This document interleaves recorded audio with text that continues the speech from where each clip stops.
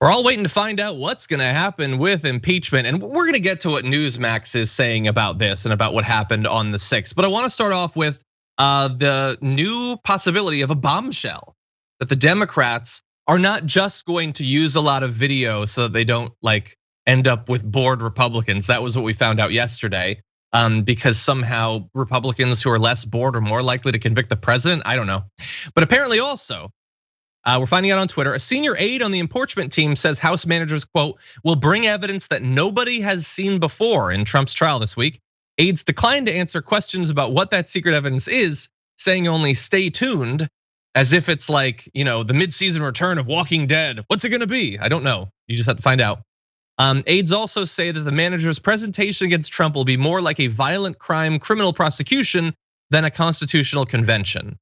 Okay, so they potentially got this bombshell they're gonna drop, and they're gonna make it like a cool TV procedural rather than this stuffy thing. Jordan, how does that change the odds of impeachment happening?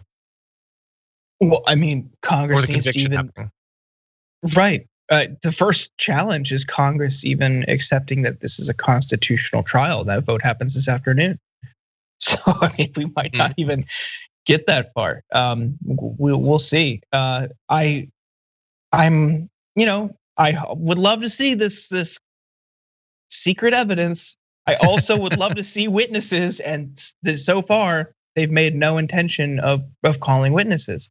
They're just doing this impeachment speed run because they want to get, understandably in part because they want to get back to stimulus talks, but also there just doesn't seem to be the political will to take this on. And that's really unnerving, because if you directly inspire an insurrection attempt at the Capitol, not to get too wild here, but I think you should be punished for doing that. I think you should not be able to run for office again. Not to get too extreme or radical. Right. But there just doesn't seem to be a general consensus. That's what the deal is. And obviously that's the sentiment shared on the right. But this is what we're up against. We're up against a party that just doesn't care. They do not care if you do this kind of stuff. The 14th Amendment, there's still a clause in that could prevent Trump from running office again. Leading an insurrection is a clause in the 14th Amendment. So we'll see if that's used somehow to prevent him from running in 2024. But the lack of witnesses is really troubling. That said, if we get that far, would love to see whatever this evidence is, and I hope it's as good as they claim. Yeah. So not pushing for, I understand the Republicans don't want witnesses because they don't want anyone to relive what actually happened, because they're trying to rewrite it and make it out to not be this serious thing. And rushing through it and all of that, the Dems are seemingly okay with that stuff. But do you think, is it actually that they want to get back to the stimulus talk, or is this basically just, they're not gonna vote for it anyway? So what's the sure, we could bring in witnesses, but they're not gonna vote for it. So is this kind of resignation, or is it actually strategic, do you think? No, I think it's that. I think it's the former, that just they realize that this probably isn't going anywhere. And then because of that, they're like, okay, well, what can we do that's productive? I obviously have a lot of frustrations and criticisms of the Democrats, but they want to do something right now. It's not ideal, and it's probably not what I want, but they want to do something. So if it's not this, and they know this is a dead end, okay, well, at least run through it. And just that's what it is very frustrating. And again, this is on Republicans for not caring, for turning a blind eye to a very open, blatant, egregious offense and abuse of power. They just don't care. They're complete lawless, and all they care about is power. Yeah, and by the way, the Republican point is, can't we just move on? Can we just move past this? It's not, January 6th wasn't representative of something that's still out there and is still a threat. But no, hold on. We can do the poll? Okay, so we're debating whether we think it's gonna happen. So let's throw up that poll. Will Trump be convicted in the Senate? And then near the end of this segment, we'll return to that and see what the audience thinks. This is gonna be running on Twitch.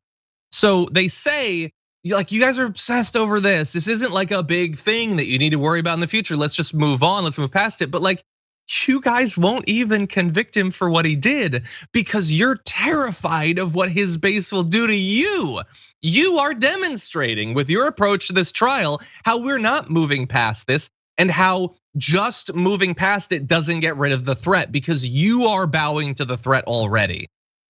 And unrelated, but they're saying in the chat that I said impeachment. I find that inconceivable. I don't play the tape because I'm worried now, but I don't see how that's possible that I could have said that. Anyway, now, I don't know if this is the bombshell that the Democrats are talking about, but CNN is reporting that a former aide to Donald Trump has told them that Trump enjoyed watching his supporters assault the US Capitol in the final days of his presidency. Which is not news in that we didn't already think that that was happening, but I guess it's a confirmation. CNN quoted a former senior Trump official as saying the president was enjoying what he saw, people, some in MAGA hats and with Trump flags, breaking into the home of the federal government's legislative branch.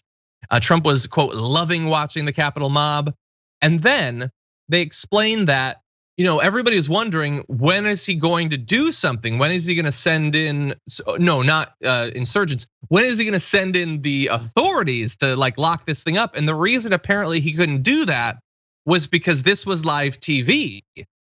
He was hard to reach. And you know why? Because it was live TV. If it's TiVo, he just hits pause and he takes the calls. If it's live TV, he watches it.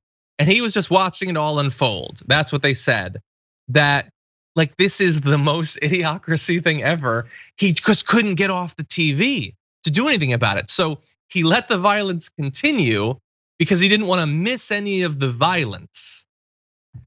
Again, I don't know if this is the bombshell. I don't know if it's going to matter. And you got to love the courage of this former official who is revealing that Trump was delighting in political violence, but won't actually identify themselves in saying it.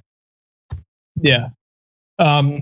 We kind of had an inclination that's how he felt. We remember that video of him standing there watching it that I think Don Jr. put on Instagram. Yeah. He was just kind of reveling in it. So it's not exactly new. But I don't know. It just doesn't seem like that's going to be enough. If they don't care when you have people like the visuals of people actually in the Capitol, people waving his name on the flags, that kind of stuff. This is, I don't think they're gonna care that much. So, well, and by the way, we'll in theory, let's say that this former Trump official, senior official, was actually willing to come forward and identify themselves, or if we did a Laura Ingraham style shadowed voice modulation thing. The issue is that even that isn't gonna happen because they're not gonna have witnesses. They could bring in some of the people who participated to say that Trump inspired them. They could bring in some of the security officials to testify about the situation. They could have some of the representatives talking about being hunkered down, worried that they were going to be hunted down and murdered. They could do all of this, but neither side apparently wants to have witnesses. How do you expect to prosecute this case if you don't bring in any of the people who are affected by it? And you hope that TV is going to do it for you, playing the video. We've seen the video. They don't accept the video. I don't know if they would accept the testimony, but you can't just repeat the same thing and expect that that's going to sway 17 Republicans over to turning on Trump. I just think that there's zero chance of that happening. Yeah, they beat somebody to death with a stick with a flag on it. A woman was trampled to death. They tried to break into the Capitol. I mean, they literally did break into the Senate floor, and were on the sitting at the dais or whatever. Yeah. I mean, what you pretend these things are sacrosanct, in your posturing, when you're talking about the importance and valor of Washington D.C. and now someone comes in and desecrates it and you just don't care. And the guy, because the guy who inspired it is of the same political party as you, it's unbelievable. Yes. True, that is a true thing. So we've been debating this a little bit. What does the audience think over on Twitch? We put up the poll. Will Trump be convicted? The voting is still going on, but I think this is enough to be definitive. Yes is at 14%, no is at 86%. So I think the 14% are being a little bit optimistic, but that's you get to vote. Our Twitch channel is a democracy, even if America is not. And so it's not looking good.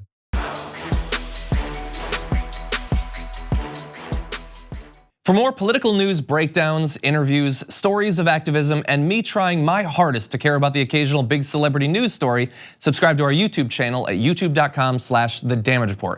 And you can ring the bell wherever it is so you don't miss anything.